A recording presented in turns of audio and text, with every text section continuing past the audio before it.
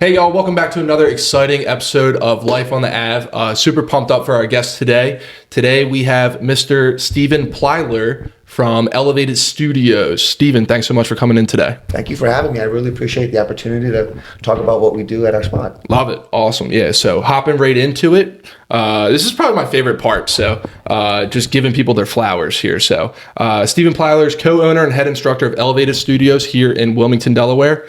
After over a decade of dedicated training, he earned his black belt in Brazilian Jiu-Jitsu from Phil and Rick Migliarese. Did I get that right?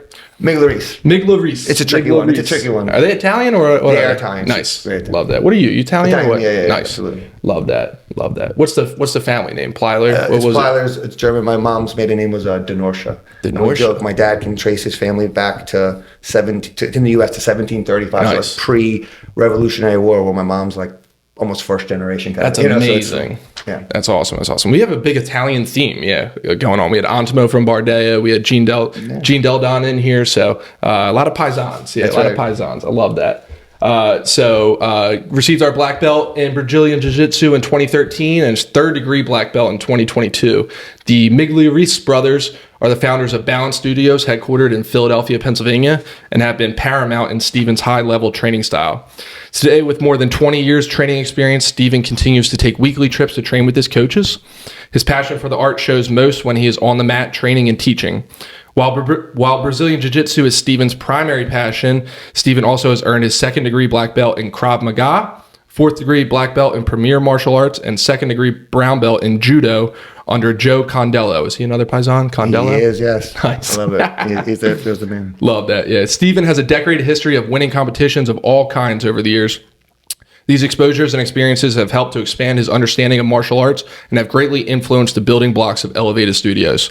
Stephen has established his business here in Charlie Square and since moved from his original location on DuPont Street to a nice brand new, beautiful spot right over here on Lovering Ave. Stephen is also a loving father to his children. You have three of them? 3 boys. 3 boys. Love that. Yeah, that's the dream right there. A dedicated husband to his wife, and an inspiring mentor to many men, women, and children in the Delaware area. Stephen, welcome to the show, sir. Yeah, thanks for coming on. Thank you for having us. Like I said, I'm happy to be here and talk about what we do, and as we're part of the same community. Love that. Awesome. Yeah, so hopping right into it. So right before we started up, we were getting into like the origin story. So just turned 41. Happy birthday. Thank you very much. Yes, just turned 41. My whole life I've always been enamored with the martial arts as a little kid, whether it's from Ninja Turtle, Power Ranger, whatever that initial influence is. When I was 6, I was begging my parents just for. Was it Michelangelo for you? Absolutely. Nice. That's funny. Like, I just wanted to do martial arts, and it took him a couple years because my mom would later say she thought it was just a phase. She wasn't going to just put me in something just for whatever reason. But after a couple years of begging, she was like, finally, all right, we're going to do this. And I ended up starting in a very traditional martial art. When I started, an art like Brazilian Jiu-Jitsu really wasn't around where we were. How old were you when you started? I was 8. So I started when I was 8. And then I trained in traditional martial arts. It was Kempo Karate for about 4 years. My family ended up moving out of the area. I'm actually from, we were in the Kennett Square area for all my life. We ended up moving, but when we moved back, I wanted to start martial art training here again. And I ended up training at a place where they taught more what we would call combat sports at this point. This is still, early 90s. I don't know if you'd use that term yet, but the coach taught like judo and kickboxing. And I loved it. I loved combat sports have, more resistance-oriented training. Traditional martial arts, while they're great and have a lot of benefits, they tend to be a little too compliant, a little too much about the choreography versus being able to make things work when someone's actually fighting you or not letting you make the moves work. And so I love that aspect of just combat sports in general. And then at the time, and we're talking again late 90s, my coach who taught me judo and kickboxing was training judo in like the Edgemont area. And at that school were people who were training Brazilian Jiu-Jitsu at like the only Brazilian Jiu-Jitsu school around, let alone on the East Coast, which was in Philadelphia. It was called Maxercise. And he had the foresight to ask one of those other students to come teach Jiu-Jitsu at his little martial arts school in Kennett Square, Pennsylvania. So in like 1999, you could find Jiu-Jitsu in Philadelphia at Maxercise and at Kirk's Martial Arts in Kennett Square. And that martial art in particular really, really stuck with me. It was something that I couldn't get enough of, and in a very short period of time. And in a very short period of time, I was taking trips with my then jiu-jitsu coach to Philadelphia to train even more at Maxercise.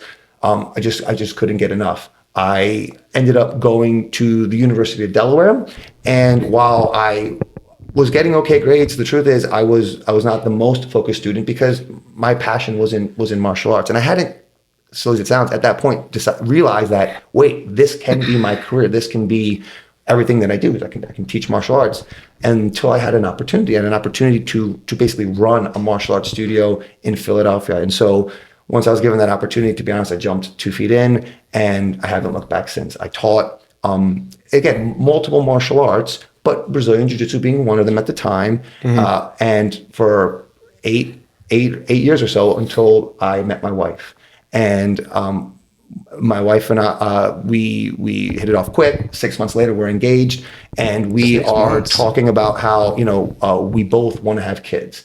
And at the same time, I've said to her that I do want to have my own school. At the time, she's a first grade school teacher in the Red Clay School District. And we said, okay, if we're going to open a small business, and we both want kids, do we want to open this business now before we have kids and can really dedicate our time, or do we want to wait till we have a little one at home and then try to juggle that? And it was pretty clear that if we're going to do this, we got to do it now. So she really was the impetus to be like, we got to do this. 6 months after that, we were open. And when we were going to open Elevated, people would ask, well, what are you going to teach? You have all these experiences. You could teach Krav Maga, which was very popular, still is popular. You could teach, more traditional martial arts. You could, as well as jiu-jitsu. And for me, the truth is, I didn't want that. Jiu-jitsu was and is my main passion. And to be honest, I didn't want to wear too many hats. I wanted to be that niche place that if you were a jiu-jitsu student who moved into this area, we were the place you wanted to go. I didn't want to offer different programs that would take away from what we were doing with jiu-jitsu. So while we have different, classes, we have youth classes, adult classes, women only classes. What we do is Brazilian Jiu-Jitsu, and I'm proud to say that we do it better than anyone else because we have that focus. We're not trying to run multiple programs at once. All of our energy, there's class 7 days a week, class at noon, class at night, all for Brazilian Jiu-Jitsu. Love it. Yeah. So that was Life on the Ave with Stephen Plyler. Thanks for tuning in. You hit everything in there. So I love it. First podcast ever. That's right. First time. We're excited. That's right. I love it. So a ton to unpack there. So you grew up in Chester County, yep, Kennett Square area. Then I went to school at Lazy Animal, very close to here. And so when you grew up in Chester County, like that's before Chester County was booming. Oh, so goodness. It's farmland. Yeah, absolutely, 100%. I mean, and Kennett Square particularly was like nothing how it is today. I mean, there was, it's funny. I always think of it how it was, and you go there now, and you're like, it's completely different. There's so much development, and I had a great childhood. Did you live on a farm? No, we did it, but very traditional suburban family. Mom and 2 working parents, great family life, sisters. Everything was good, and it was just always for me. I enjoyed other athletics, I played soccer and t-ball, things like that, but they weren't really what I wanted to do. And even as young as 6, I have these memories of just wanting to do martial arts, wanting to be a martial artist. And again, getting into it initially with the traditional martial arts, I was hooked. And I joke, if I never found jiu-jitsu, then I would be teaching traditional martial arts, or I would be teaching some kind of martial art, because it was just always something that I was passionate about. Definitely. So, and what we were talking about previously was, so around 15, 15, you did your first. I started Brazilian Jiu-Jitsu, and back then, I mean, obviously, so Brazilian Jiu-Jitsu really moved to Wilmington when? So that wasn't until my earlier 20s, probably. So it was after I was teaching in Philadelphia. So I did move to Philadelphia for a couple years. So I was about 25 when I moved back to this area, and then I've been here ever since. Yeah. Did you commute to Sally's from Kennett Square? I did. Actually. Okay, gotcha. Absolutely. Yeah. That adds into it's one thing that I love to chirp these guys about is Delaware's best athletes are all from Pennsylvania. So That's right. Yeah. No, it's funny, but yeah. So started doing Brazilian jiu-jitsu in Philadelphia at like 15. Were your parents driving you up there? well, no. So like- so again, my coach in Kennett Square brought someone down to Kennett Square, and I was mainly training there. But then my coach saw how much I was into it, and he was the one who was like, "Hey, if you want to come up, I'll drive you." Because I guess I was 16, 17, and there was a point where I started to drive, so I would drive to his house, and then he would drive us up into the city twice a week. Where at in Philly? It was called the place was called Maxercise. So it originally was in like a South Philly area. I'm not exactly sure. I know it's been moved around. And the place that I train at myself, Balance Studios, those instructors also trained at Maxercise. And they have multiple locations, but their current main location is in like the Fishtown area. And so I still make commutes up to train multiple times a week. Yeah. So you're going up there as a teenager. What are you walking into? Like, are you walking into other teenagers? Are you walking into like grown men? No, it's all grown men. There's no youth class. There's no teen class. It's pretty much grown men. And you grow up pretty quickly. Yeah, you have to. And I mean, don't be mistaken. I mean, no one's trying to injure you, but no one's trying to take it easy on you. No, not at all. There's no, I'm going to let you work. I'm going to let you get a good position on me. It was, all right, we're going to start. We're going to touch up, and I'm going to dominate you the entire time. And, and respectfully. Respectfully, of course. But it definitely was a different mindset than I think even most jiu-jitsu schools would have nowadays in terms of how you bring people in and bring people up. It was very, you're lucky to be here, and if you were to quit, I don't care. And it's more just this is how we train. And I mean, for a lot of people that would turn them off, but I loved it so much. To me, that was just part of the process. It was like I need to get better. This person who controlled me, they didn't control me because they were bigger and stronger. They controlled me because they were better. They had more experience. And if they can learn it, I can learn it. If I can learn it, I want to learn it. I love that. I've been fighting this like little dry cough. I can't get rid of it.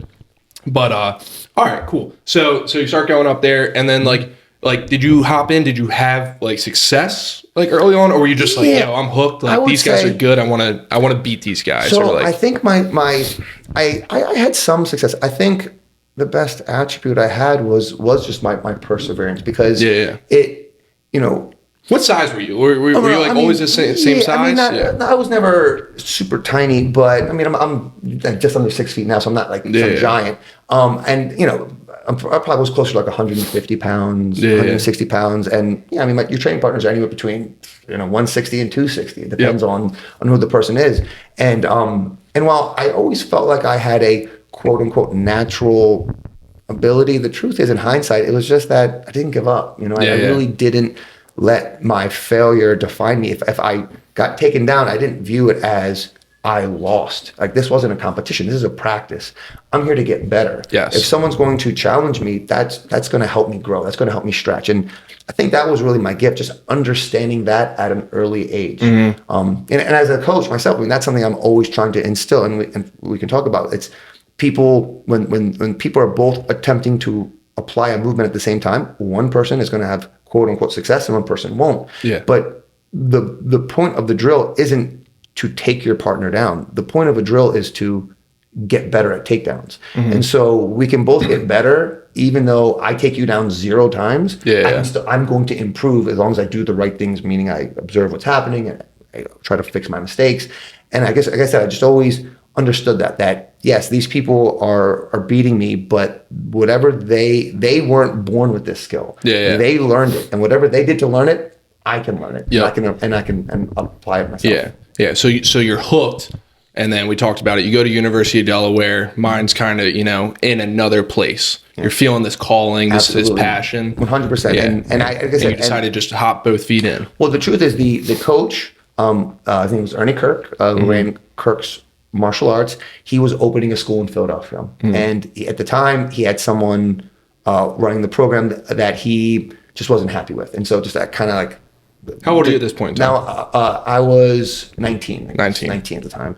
And he was just like, maybe was I 20? Because it was my sophomore year when he asked me. He was like, hey, would you have any interest in helping me with this program that I have going on in Philly? And I jumped at the opportunity. I was like, absolutely, without discussing it with my family, without it. It was like, I'm doing it. And then I'll do it. And I loved, even though I was doing not as much teaching as much jiu-jitsu at the time. Again, he had me teaching multiple martial arts. The Krav Maga system was probably the main system of that school.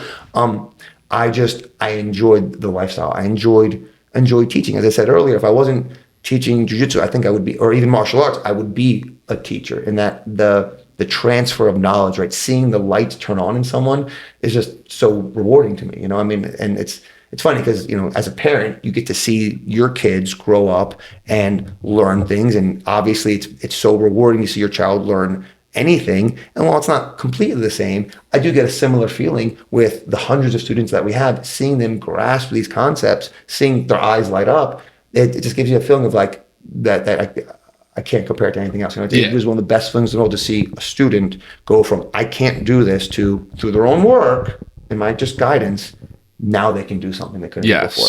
Yeah. So I have like so many thoughts, and I'm so excited that you're in here. So to just kind of finish up. Sure. When did Elevated open up? Yeah, so 2013? 2014. So this is going to be our 10-year anniversary. Nice. This April, which is huge for us.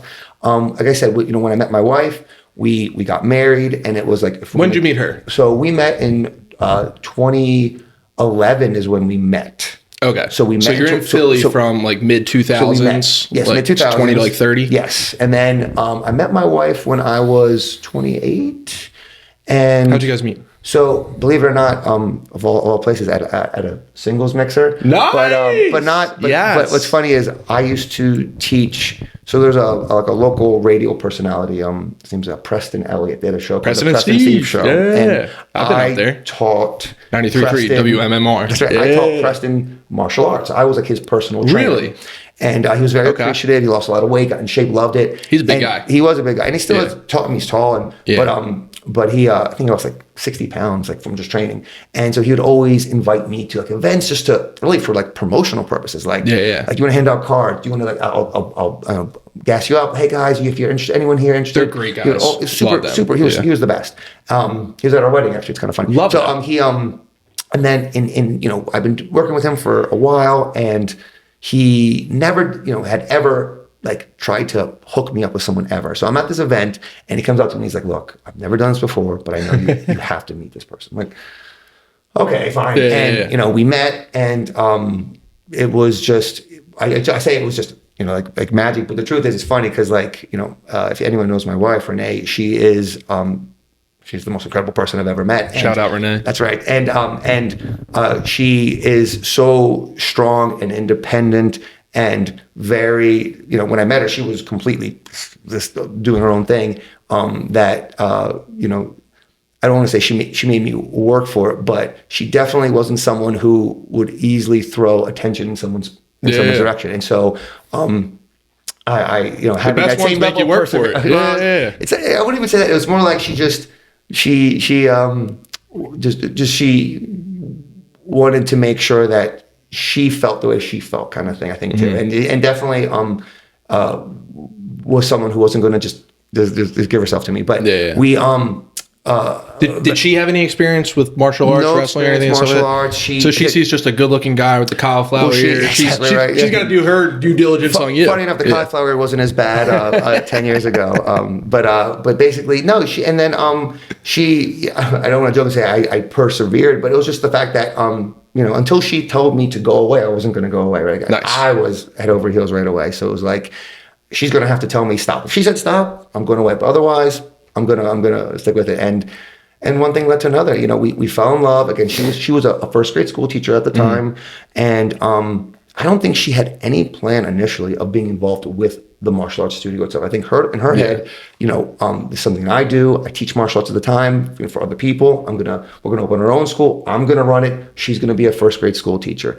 And basically, she did she still taught first grade for the first 2 years that we were open, Mm-hmm. but it's her own personality too. She's so organized and Yes. type A that, she naturally just took over so much of the business side of things that she realized that, no, this is where she's going to be able to put her energy. And then after we had our first son, I think it was maybe 2 years into our, when we were open, she got pregnant. So maybe more than 3 years, she stopped after she took her maternity leave. We were fortunate that the studio was in a good enough place to where she didn't have to keep teaching, and she was able to come in to running the studio full time. And basically, because of that, really was the catalyst to help us succeed. It's awesome. I love the martial arts. I'm very passionate about teaching and training and that, but I don't have natural business sense. I'm someone who loves it so much that I'd give it away for free, which is great. But that's not a great business model, right? We are one in the same. So it's unbelievable. like I love what I do so much. I just want people to experience it. I want them to see. I know if they just can feel this magic, that they'll fall in love with it too. So hopping back into it, we were talking about Renee. A couple years in the business, she leaves after maternity leave, and and she jumps in full time. She's there. Meanwhile, before we met, she had never trained martial arts, never had any interest in martial arts.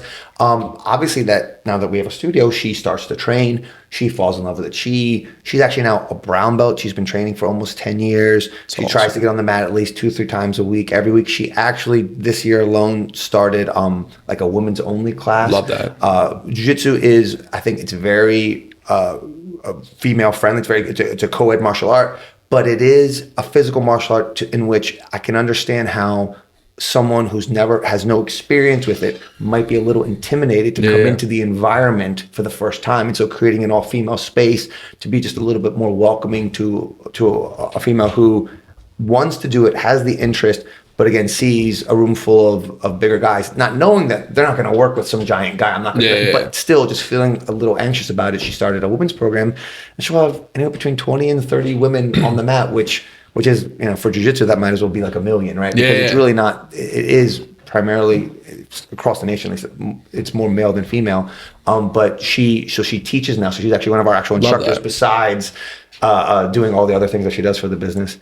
And then, and she, besides doing that, helps with raises our 3 boys, and as we said earlier, she's actually homeschools all 3 too. That's awesome. On top of all the other things that she does. That's awesome. Yeah, and so the couple themes that you've brought up: number 1, like perseverance; number 2, like opportunistic, right? Like just saying yes without having a game plan. The analogy that we use is like, hey, we're gonna jump out the plane and we're gonna build the parachute on the way down. So you said yes at 15 to training, yes at 19 to run in a studio. Absolutely. Yes, when you saw Renee, this is it, yeah, right? Absolutely. Yeah. She didn't say yes initially, no. right? Yeah. Well, but she came around. I feel I was very lucky when I met her. I knew what I was looking for, kind of thing, and it's like she hit the bill perfect. Like it was just someone who was overly honest and just genuine, and just so it's like I knew what I wanted. I saw it. I was able to pull the trigger, and I think that's been one of my blessings in life, is that being able to have a little bit of direction, and having that little bit of direction, not being afraid to say that's where I'm going to go. Yep. I love that. Yeah. My new thing right now is I just got a fortune cookie, and I've been, on one, lack of a better term, just kind of like a heater this year. And it says like, hey, no one's in front of you. Like, now's the time to go. And I'm like, all right, like, no hesitation. This is it, right? This is the time to go. So we're doubling down on doing stuff like this. And then the overall theme that I'm hearing from you, that goes along with the perseverance is it's a practice, right? 100%. So jiu-jitsu is a practice. Real estate is also a practice here. And one of the things, like, we've had a little bit of success, definitely grateful for that. And like people ask me like, hey, what's your key to success? I'm like, hey, I show up and I do the same thing every single day. I go through my routine and make that happen. So talk a little bit, if you could expand a little bit more just on like what that practice means to you. Sure. 41 now, you've been training martial arts for 33 years since you were 8 years old, and you're still practicing. Yeah, 25 in jiu-jitsu alone, absolutely. Yeah. And jiu-jitsu is different than a lot of other martial arts. It is a little more contemporary in the fact that, it really wasn't in the United States at all until the 80s. And it doesn't have this approach where things are set in stone because of how your coach taught it. A lot of traditional martial arts, it's here's a move. It's a very old move. We're going to do this move the way my coach taught me, the way his coach taught him. Jiu-jitsu is different. It's more about, in fact, it's kind of the opposite. It's really, let's find a better way to do things. And I joke, there's maybe one move that I teach that was taught to me, that I teach it the way it was taught to me. Like everything that we do, I joke, it's probably been the past 5 years, I've relearned everything that I do. Because it is a martial art rooted in resistance training, it's about answers. What do you mean about like resistance training? Yeah, so you're trying to do something, someone else is trying to stop you from doing it? So, again, when we're learning something new in jiu-jitsu, of course, you're going to have a compliant partner, someone who lets you work through the steps to kind of figure out just the gross movements. But then it is important to be able to attempt to work that movement with someone who's just not going to let you do that movement. Yeah. Obviously, it's done in a way that's safe. But when it comes down to it, the ability, the skill is being able to apply the move against someone fighting back. And so when that is your goal, it becomes less about, number one, less about collecting moves, right? So it's not how many moves do I know, it's how many times have I practiced the moves that I know. I don't need 500 moves, but I need the 5 moves that I use to have been practiced 5,000 times, right? I need to be really good at those moves. And it puts an emphasis on, quote unquote, what works. Like it's not about you have to do this certain move. So for example, let's say if we're going to work from our feet, work on controlling someone and taking them down. There are many good takedowns. And as a coach, I want to expose my students to all high percentage movements, but the truth is it's really on them to kind of pick the direction they want to move. They get to, unlike almost every other martial art I've trained in, it felt like the ability and the power came from the coach. It flowed through the coach. And jiu-jitsu starts off right off the back saying, no, this is a self-education. Yes. Your coach is a guide who can help you and give you information, but it's really my job to teach you how to think, how to problem solve, to understand principles enough so that you can figure things out on your own. Because again, if I teach you, a movement that has multiple steps, when you attempt to apply it, no move works 100% of the time. So it's on you. You have to figure out, well, why didn't it work? Well, I understand there's these maybe 3 steps to this move. Is it step 1, step 2? Which part of the move am I not able to make work? And again, so it really puts the power in the student's hand, which I think is a great thing, but I also understand how that can also be a little overwhelming, because you have to be the one who takes control and takes charge and says, no, this is on me. But with that being said, as I started, there are many good takedowns. I don't feel it's my place to say, you're a white belt, you want to get to blue belt, you have to master the single leg takedown. If you tell me, I like the double leg takedown, or I like a body lock takedown, or I like a leg reap, or I like any of these other high percentage moves, who am I to tell you, no, don't do those, do what I want you to do. Jiu-jitsu lets you kind of pick your path, obviously with some guidance, but it really is your journey. It's not mine. I'm a part of it, but this is your own personal journey, and you have to take accountability. I mean, we teach kids as young as 5, and I tell them at 5, this is a self-education. You are going to teach yourself jiu-jitsu. I'm going to help you, and I'm going to also help you learn how to learn, right? Because that's a big thing too. I think a lot of people kids and adults come into a practice like jiu-jitsu and they think they have the wrong idea about what they're supposed to do and just how to learn. I mean, I get people who come in thinking that if they're at practice, it's their job to avoid making mistakes. And it's actually quite the opposite. I mean, the whole point of a practice is to safely make mistakes, observe your mistakes, and then correct them over time.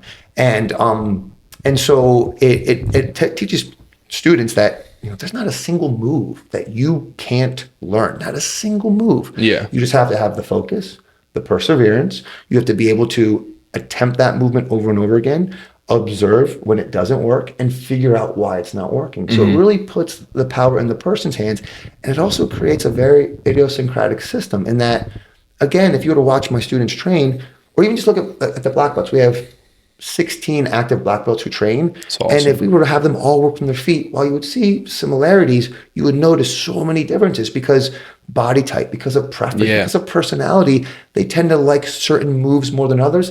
And that's a beautiful thing. Yes. I don't want a cookie cutter system where everyone's doing what I'm doing. Obviously, I only want to work what I would call high percentage movements, but there's so many that you kind of get to pick for yourself. And of course, if a student ever has questions or issues, we're here to help with that, help guide them on their path. But in the end, it's their path, and they have to be the one to walk it, and they have to be the one to put the work in. But when they put the work in, it's different in that, as we said before, where we started actually, it's a resistance-oriented martial arts. What that means is when you put the work in, the results are empirical. Yep. A lot of martial arts will make claims that you have to take my word for it, right? This move is going to work. It's too dangerous to practice on the person live. Just take my word, it's going to work. And I can understand that to a degree. There are certain self-defense techniques that I'm not going to really, punch my partner in the throat, or I'm not going to do things that could actually harm them. So you understand, okay, that could work, but I'm not going to test it. Whereas in jiu-jitsu, the majority of the movements are no. If I show you like how to do a guillotine choke or a rear naked choke, it's not just that you will have to take my word for it. If you do the right things, you will not just see me apply it against a resisting opponent, you will experience it yourself. You go from I can't do this to being able to do it. And so it's just empowering in that when you can make something work that's repeatable. It's not a surprise. It's not a novelty like, oh, you didn't know that was happening. You know it's happening, but you can't stop it because the person has a system of control. It's just different in that way. So the root of it is, yes, the moves have to work against a resisting opponent. And when you put that type of lens over what we're doing, you understand that movements have to come, you have to learn the skills to adjust when things break down. Often in martial arts, the goal is perfection, precision. If I'm going to throw a punch, my hand has to be at a certain angle. If it's a couple of degrees off, it's wrong. And in jiu-jitsu, it's not as much about being perfect. It's about how do you adapt when things break down. When I try a takedown and it doesn't work, you don't just stop and go, it didn't work. What do I do now to allow me to continue to accomplish my goal? Yeah. And I'm picking up everything you're putting down, right? And I'm loving it. So we talked about it briefly. We don't need to hop into it again. But non-existent high school wrestling career. Any regrets there? I regret that I believe I would enjoy it. I think that it would be fun. At that time, I went to Salesianum, and I think Salesianum is a great school. I think one of the best things that a student can do if they want to go to Sally's is get involved, do things, do clubs, do whatever you can, because you do have kids who come from all over. It's not like a local high school where everyone's in your neighborhood. And I would say I regret not doing that because I think it gets you more involved. I think I would have enjoyed wrestling for the fun of it.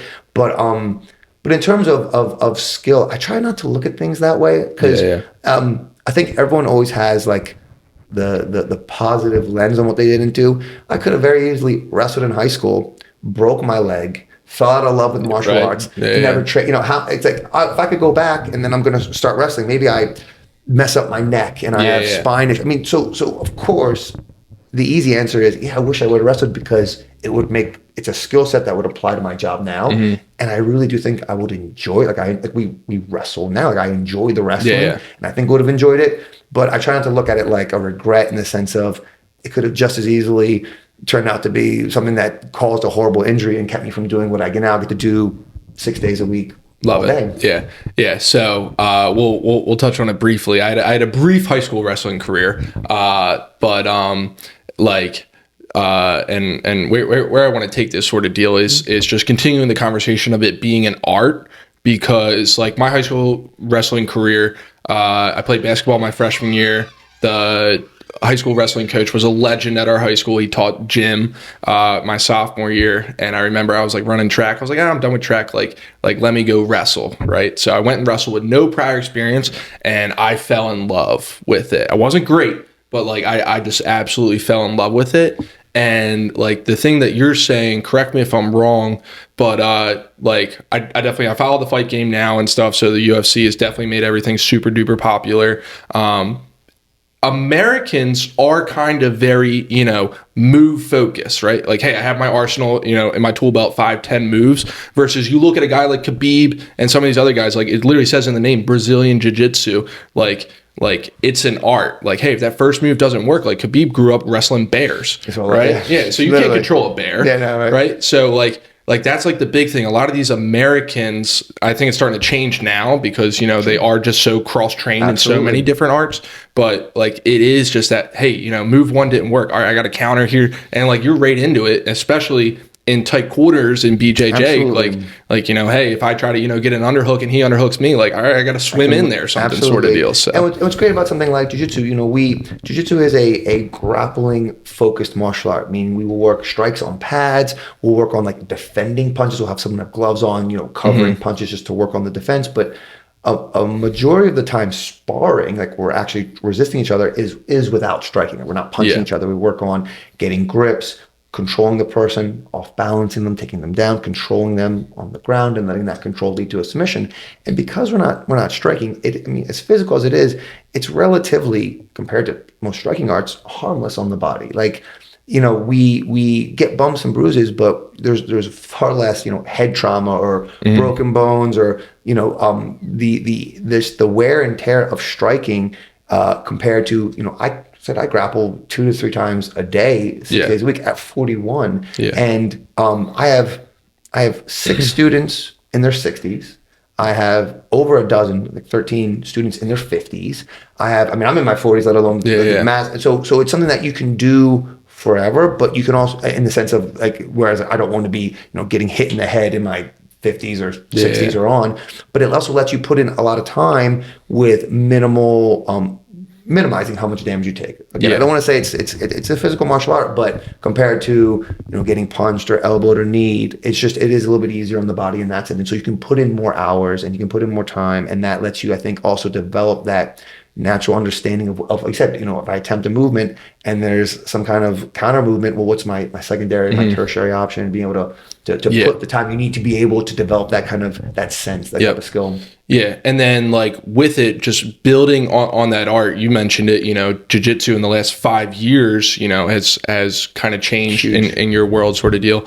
And I'm thinking back, I have a vivid memory. Like I can see like the gleam in your eyes, like when your students get something like you're glowing talking about. I have a vivid memory of my first ever takedown in practice. And just going back to it, and it translates over into real estate as well too. Like, with Twitter, Instagram and stuff, the off mat training, like mentally watching other stuff is just massive. Huge. And I remember sitting in the library, pulling up flowwrestling.com, going over techniques sort of deal. And it was just so basic. Like my first week in the gym, I was getting taken down, but I loved it. I was like, all right, like I need to get better here. Right. And I'll never forget, like I watched the video and the guy said, hey, if you can get both wrists, right, then you throw him to the side, double leg takedown. And I remember I grabbed the kid's wrist and he had my wrist and I just swung it and I had his other one. I was like, oh my God, here it comes, right? Yeah. Boom, double leg. Beautiful. And it was a football tackle. And I was like, this is great. Yeah. Like, this is amazing. I took him down. I was like, all right, now what do I do? And he stood right up and I'm like, all right, I got to hold him down next time. I got to hold him down next time. But also, it's exactly what we were saying earlier about it being a self-education, right? Grappling. Yeah. I mean, really, any skill development is a self-education, but you doing what you did, it's funny because that is what, I encourage students to do. Not that I'm encouraging them to like go watch a random video or anything like that, but the understanding that like, yes, there are so many resources available right now too, that you have an area that you want to improve upon. I'm here to help, but I would never tell a student that they can't look for outside resources because it embodies the spirit of what we're trying to instill in people, which is, this is your journey, this is your education. Yes. And I want to help you, not just, I don't want to have you regurgitate it. I want to help you learn how to learn it, how to develop your own game. So that if I was dead and gone, you could go from whatever rank you are to black belt without me through the learning process. I want you to understand what I'm trying to get you to do. Yep. Yeah. And like the cool thing about it is like, we talked on it briefly. It's gotten much larger, in 2024, kind of came to America in like the 80s sort of deal. But martial arts, fighting, things of this nature have been around forever. Ancient Chinese warriors, gladiators back in, ancient Rome and stuff. So it's always been around, and it's to hear it, it's still evolving.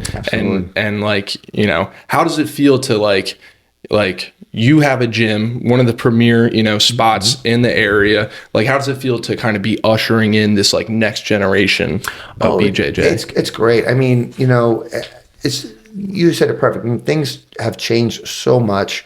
The way we teach it, the way we present it, and just the fact that we have a very large youth program. That school, when I trained in Philadelphia at Maxercise, there wasn't kid classes. Yeah. And jiu-jitsu is an adult-oriented martial art. If you look across the country, most schools are adult-heavy, and I think it's because of, for many reasons, to be honest. One, instructors' interest. I think coaches do tend to rather teach adults than kids. Takes a certain type of individual to teach kids. Level of patience. But also it's understandably, when you look at martial arts, and the truth is, the martial art industry in general is primarily kids. It's somewhere between like 87 and 90% of practitioners in the US are 4 to 14. Most martial artists are traditional martial arts. They're in karate, taekwondo, things like that. But with jiu-jitsu, we have an opportunity to teach kids all of the values and benefits that you can get from a traditional martial art, because traditional martial arts have a lot of value for kids. It can help with focus and self-control. But we also get to use more contemporary teaching methods. And as I said earlier, it's less about rote memorization, more about applied learning. So they get to get that, the benefit of how do I learn a physical skill, while also still getting, we instill traditional martial art values to our youth students. But the original question about, the next generation, I watch kids who are 8, 9, 10 doing things that are just incredible already. I mean, and to have students who are, we have different age groups. We have, a 5 to 8, a 9 to 12, 13, and then there's like those kids can transition to our adult program. And we now have kids who started in the 5 to 8 program, and they stick with it, and they got to the older program, and now they're in the adult class. And you, of course, makes you feel really old, but you go like you see people who've stuck with it, and it's a real skill. So I'll have students who are kids. I mean, they're 14, 15, but they'll be working with full-grown adults. But these kids, since they have more experience, will take down the full-grown adults, get on their back, and strangle them, and to show a 14-year-old child that they can make who's not giant, right? Not like some 6 foot tall, like a normal sized kid, and they can make a full-grown 200-pound man tap if they can get on his back. I mean, that's so empowering to them. But you can, again, it's so empirical. You can see it. It's not like, take my word for it. This kid could beat up this. It's like, no, watch. They're going to grapple right now. You're going to see by using technique how he's able to do this. So it's really rewarding and empowering for me to see the progress that the students make. And at the end of the day, I mean, jiu-jitsu is still, again, it's exploded, but compared to every other martial art, it's still a very small percentage of the pool. And, our job at Elevated Studios really is to expand that youth aspect. I think unfortunately too many jiu-jitsu schools don't invest enough into their youth program. They'll have class maybe 3 days a week, kind of all ages, where we'll do class 5 days. We have 10 youth classes a week, every day. That's awesome. We separate by age and really want to dig into that. I mean, our school is still, with all that said, adult heavy. It's like more like 60-40. But just seeing the potential there, not just for one that they can speak that it's the market of the martial arts really is youth, but also just understand that these kids can learn a system now. And look, everyone wants to be good at things as fast as they can be, but the truth is it takes years, 3 to 5 years in any real athletic endeavor to develop what I would call real skill, like a skill that is impressive. And there's nothing wrong with starting that journey in your 20s or 30s or 40s. I have a student who started at 61, right? So he's like never did anything, said I want to do this at 61.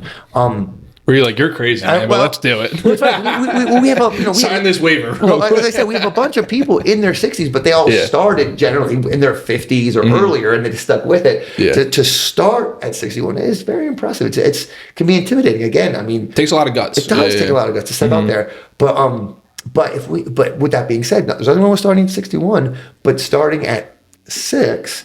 It's just such an advantage for having time on the mats, and also the benefit of I joke when I started, my coach wasn't a black belt at all. I mean, there weren't. In fact, his coach wasn't still a black belt. There weren't black belts around.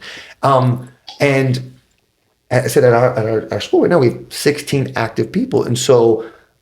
You could be 6, 7, 8. You could be a child and have the influence and experience of getting to work with all these people who've been in the art for so long that it really is such a different environment today. It'll be interesting to see where things go in the next 5, 10 years from now too, because everything's evolving. The training methods, the techniques, and the accessibility. It feels great to be a part of that.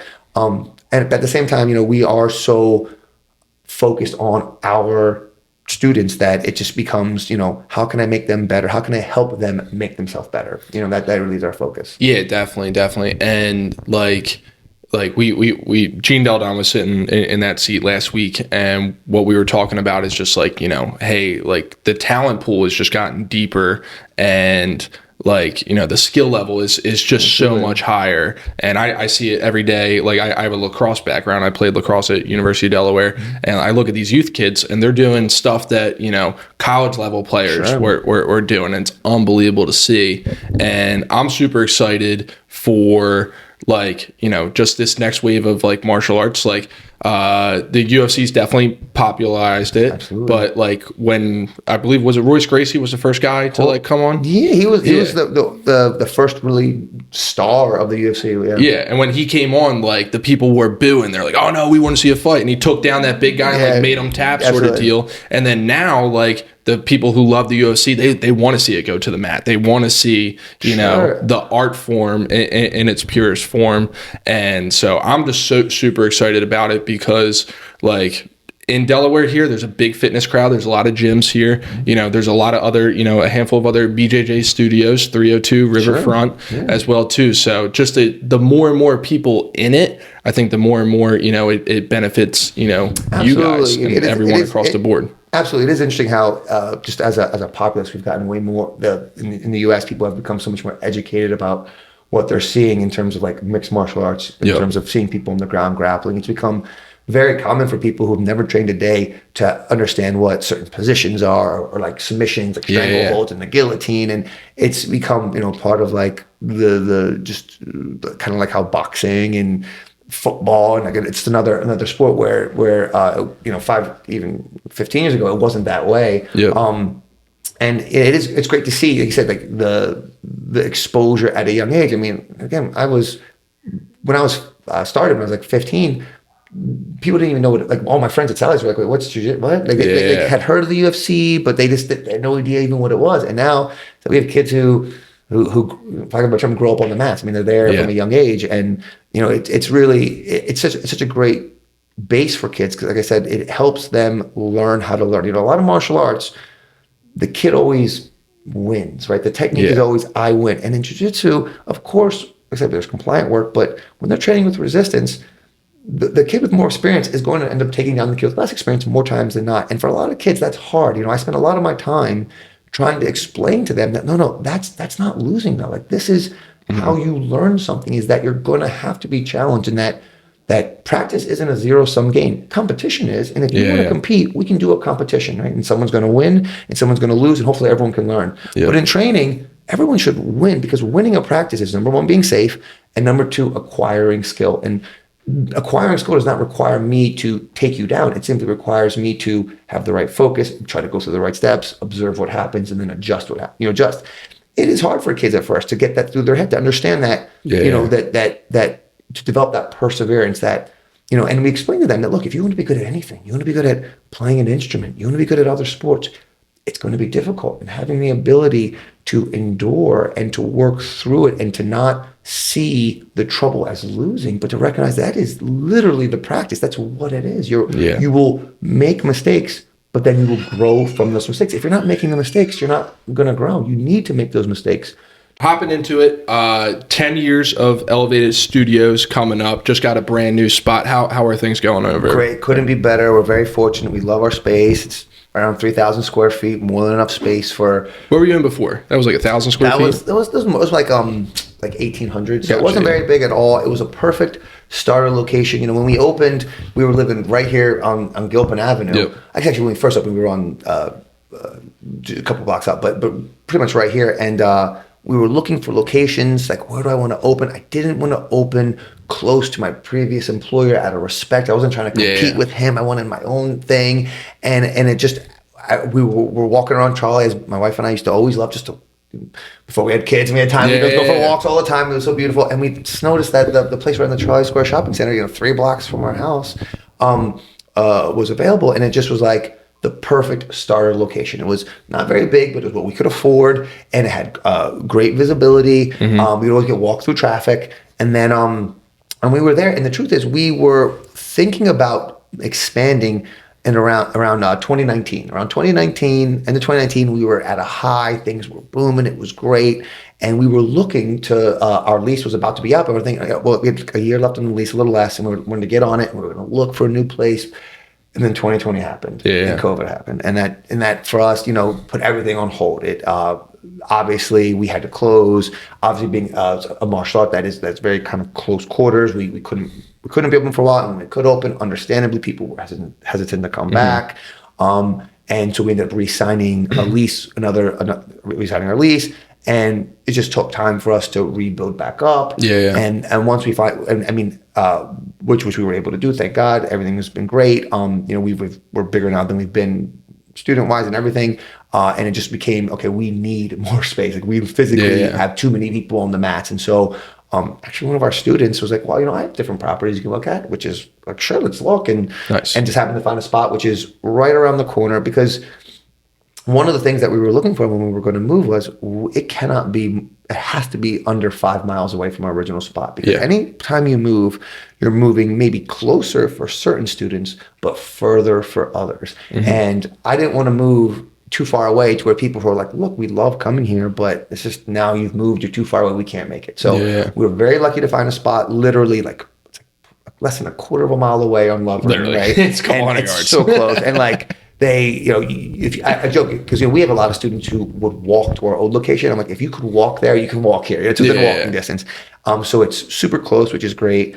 Also great for me because I love being able to walk to work. That's huge. It's just convenient. But then also it's more space, freshly renovated, super nice. We added a shower. We didn't have a shower before. 2 bathrooms, bigger lobby. And the space has made a difference. When you are selling your program, you sell the method of instruction, you sell the actual program itself, but you're also selling your facility. A nicer facility matters to some people. Now, someone like me, I would learn in a cardboard box if it was like a good enough instructor. Like I kind of don't care about that kind of thing. But understanding that I'm not the normal person, right? Like I'm already in it. I'm passionate about it. This is someone who's coming into a new spot. One of the things they're going to look at is, oh, this place looks nice. And just having that, I think, I really felt like our facility was our weakest link.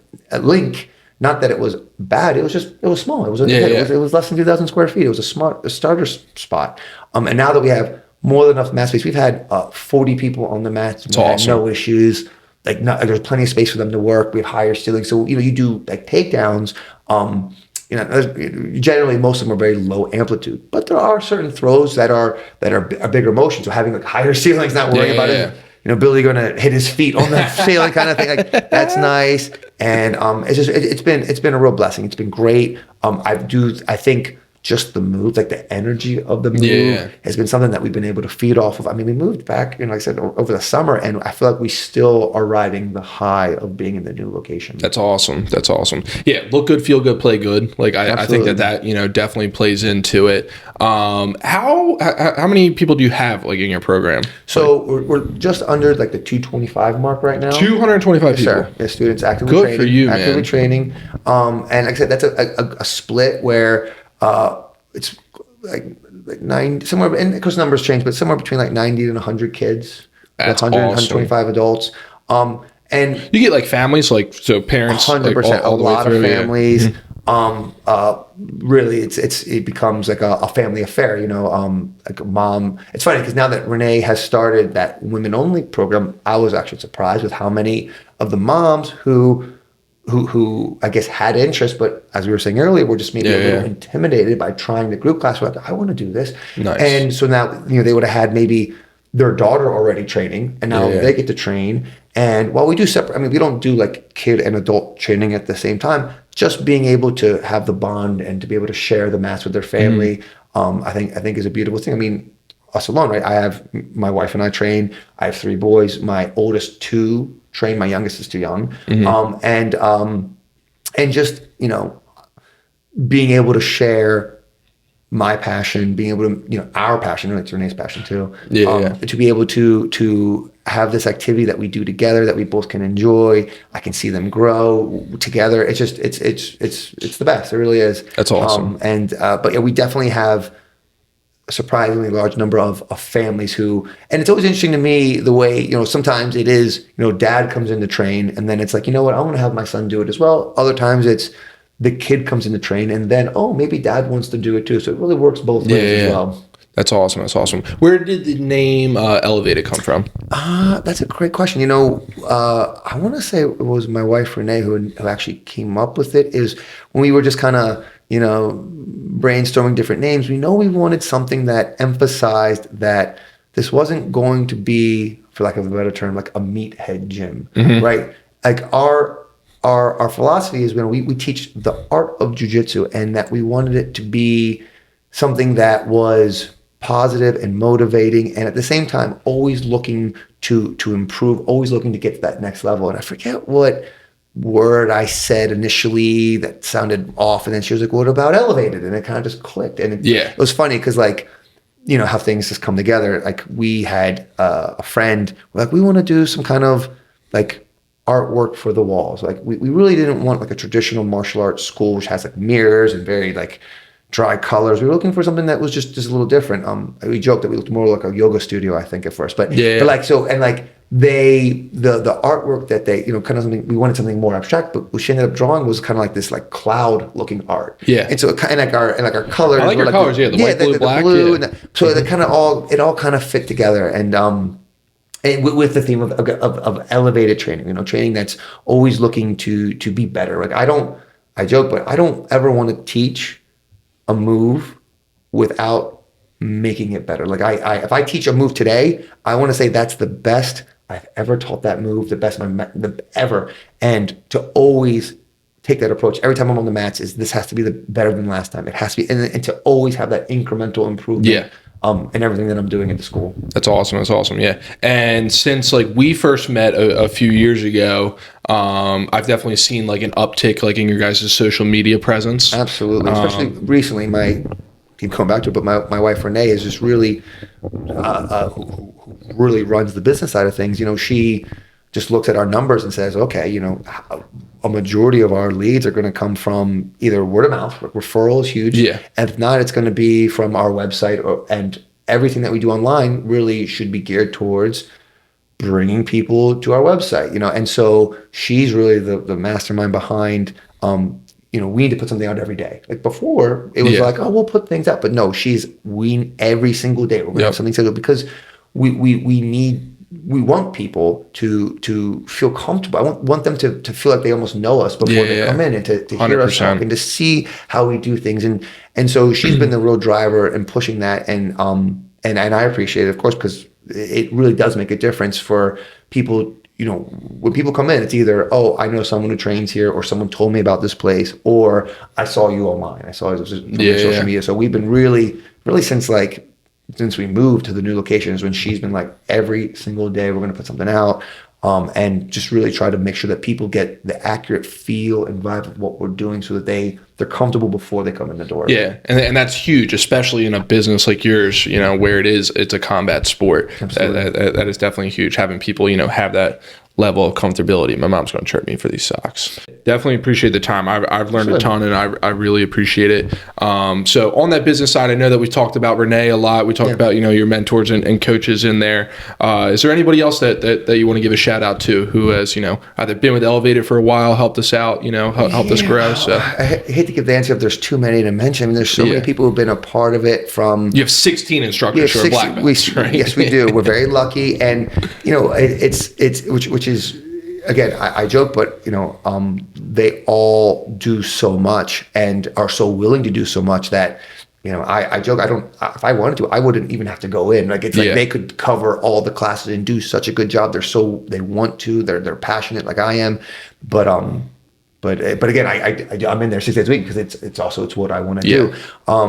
Besides Renee, my coaches, Phil and Rick Miglioris, I still train with, it's funny that my coach, Tim Carpenter, he owns Hellfish, Brazilian Jiu-Jitsu and mixed martial arts up in like the King of Prussia area. He was the guy who I started with in high school. And we have been literally training together ever since. He is technically under Phil Miglioris as well. So he was kind of the one who brought me to them, but he's been like I still compete in jiu-jitsu. And so, for example, when I do, there's something called the Masters World. It's like for older guys, right? It's like a world championship for older guys. And so when I'm getting ready for that, that's like in September, I'll make it a point to go to his school for 8 to 10 weeks beforehand, and he will take the time to work with me and help me. That's awesome. and do things just to help me out. So I can't, Tim Carpenter enough, besides my other coaches, Renee, and then it's also my family. We joke, we have three boys. We homeschool them, trying to find the time to then also run the business and do all the things I wouldn't be able to do without my mom, my dad, my wife's mom, who are so involved. The village. And help us with village. Everything. I've always said that if for some reason things didn't work, it wouldn't be due to lack of resources. I've always been blessed to have so many people willing to help. I've been very lucky. That's awesome. Yeah. Probably last question here. So 10 years of Elevated Studios. What's Elevated Studios look like over the next 10? That's a hard one for me, because it's funny. You get people who say things like, would you want to have a second location, or what would you want to do? Number one, no matter what, we're always going to have a spot in the Tri-Square area. This is our home. This is where we're going to live. This is where we want to be.